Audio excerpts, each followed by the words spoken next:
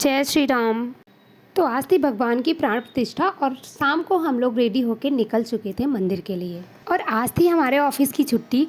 तो भाई आज भगवान की प्राण प्रतिष्ठा का सेलिब्रेशन तो बनता था और पूरा नोएडा इतना सजा हुआ था जैसे लग रहा था कि आज दिवाली है।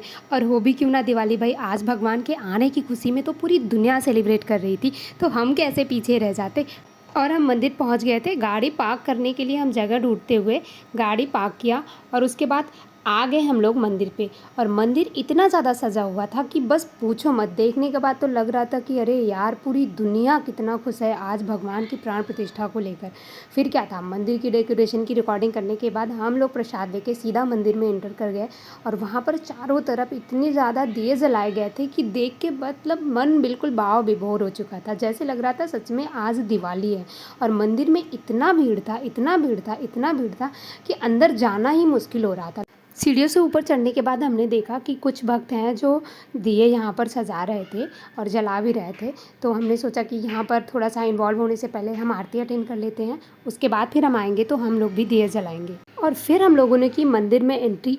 बाप रे बाप, ऐसी भीड़, इतने भक्त आए हुए थे, इतने भक्त आए हुए थे कि पूछो मत। उसके बाद हम लोगों ने भी की भगवान की आरती। और अंदर यहाँ पर जय श्री राम की रंगोली बनी हुई थी दीपक से और स्वास्तिक भी बना हुआ था। इसके बाद भीड़ को हटाते हटाते हम भगवान के बिल्कुल नज़दीक पहुँच गए और हमने पास से भगवान के दर्शन किए। दर्शन करने के बाद हम लोगों ने लिया प्रसाद और हम धीरे धीरे मंदिर से बाहर निकलने लगे। और इसी भीड़ में अक्षरा दीदी और भाभी दोनों लोग मिस हो गए। अब मैंने सोचा कि क्या ही करूं, फिर भी मैं सीढ़ी से नीचे उतर कर 5 मिनट तक प्रॉपरली वहां पर खड़े होकर वेट किया कि भाभी अब आ जाएंगी, अक्षरा कोई भी मुझे दिख जाए। फाइनली मुझे अक्षरा मिल गई।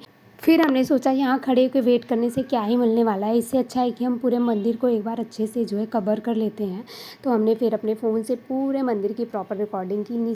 नीचे भी बहुत सारे दिए जला रखे थे, तो हमने सोचा कि फटाफट हम भी नीचे चलते हैं और हम जलाते हैं दिए।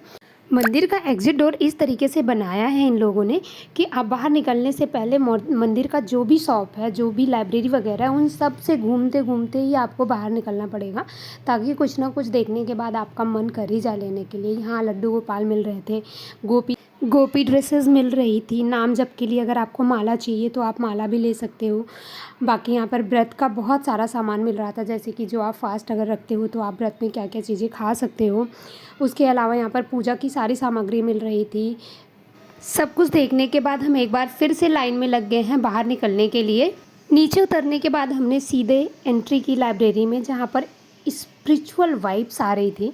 लाइब्रेरी में रखा हुआ था श्री भगवद गीता का इतना ज़्यादा स्टॉक और भगवान श्री कृष्ण की लाइफ से जुड़ी बहुत सारी किताबें और भी बहुत सारी ऐसी किताबें थी जिसे आप ले सकते थे, पढ़ सकते थे। यहाँ पर अक्षरा दीदी और सुमित दोनों लोग किताबें देख रहे थे कि उन्हें कौन सी किताबें लेनी है और क्या क्या पढ़ना है। तो ये सारी चीज़ें मैं दिखाते हुए धीरे धीरे लाइब्रेरी से जो है वो बाहर निकल रही थी, क्योंकि बाहर भी जाके हमें थोड़े बहुत वीडियोस वगैरह, फ़ोटो वगैरह खिंचवानी थी। तो हम फटाफट से जो है वो बाहर निकल गए थे लाइब्रेरी से। बाहर जाके हमने जलाए ढेर सारे दिए और खिंचवाई ढेर सारी फ़ोटोज़। उसके बाद हम आ चुके थे बाहर अपनी गाड़ी के पास, क्योंकि अब हमें वहाँ से निकलना था। लेकिन निकलने से पहले मुझे याद आ गया कि मैंने अपनी गाड़ी में तो झंडे ही नहीं लगाया और फटाफट से मैंने जय श्री राम का भगवा झंडा जो है अपनी गाड़ी में लगा लिया।